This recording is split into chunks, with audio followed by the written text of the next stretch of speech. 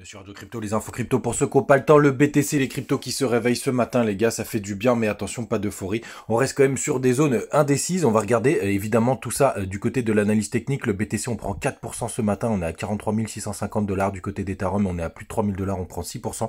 Beaucoup de grosses performances comme BNB, Missile Sol et qui prennent 8%. C'est pareil du côté d'Avax. Je vais pas évidemment tous les faire ce matin. On a aussi Atom qui prend 8,6%. Bref, tout est dans le vert. Ça fait vraiment plaisir, les gars, quand on va en daily sur le BTC, donc c'est plutôt pas mal. On a toujours Ishimoku qui fait vraiment office de magnifique indicateur. Vous voyez, je vous en avais parlé il y a quelques temps qu'on avait ce fameux passage faible ici. Là, on est en train de rentrer dans le nuage, on est en train de se faire bloquer par la Tenkan, mais en tout cas, c'est vrai que c'est assez encourageant. On va voir ce que ça va donner, mais on espère vraiment profiter de ce passage faible. Les 0,382 ont bien tenu quand on prend ce dernier mouvement. Vous voyez, on l'a travaillé, mais ça a pas mal tenu et ça, c'est plutôt bullish. Alors évidemment, il va falloir attendre un petit peu pour savoir si on repasse vraiment haussier. Donc il faut qu'on aille casser ce point haut qui est aux alentours des 45 700 $. Donc grosso merdo, faut vraiment qu'on sorte de ce nuage pour qu'on reparte en tendance haussière. On le voit encore mieux en weekly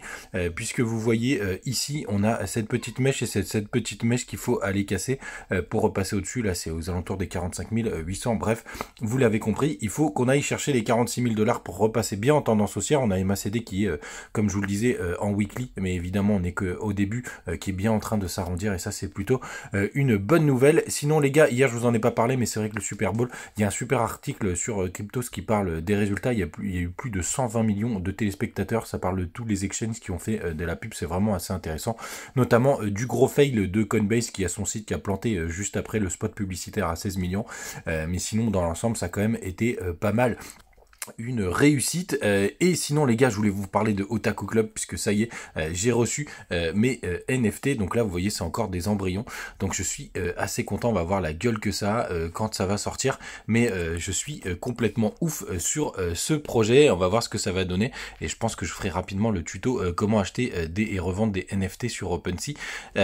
Maintenant que je les ai, ce sera beaucoup plus simple parce qu'il y a pas mal de pièges. Et sinon, les gars, je voulais répondre. Il y a un abonné hier, on discutait un petit peu sur YouTube qui me disait que les ICO pour lui ça lui semblait compliqué, etc.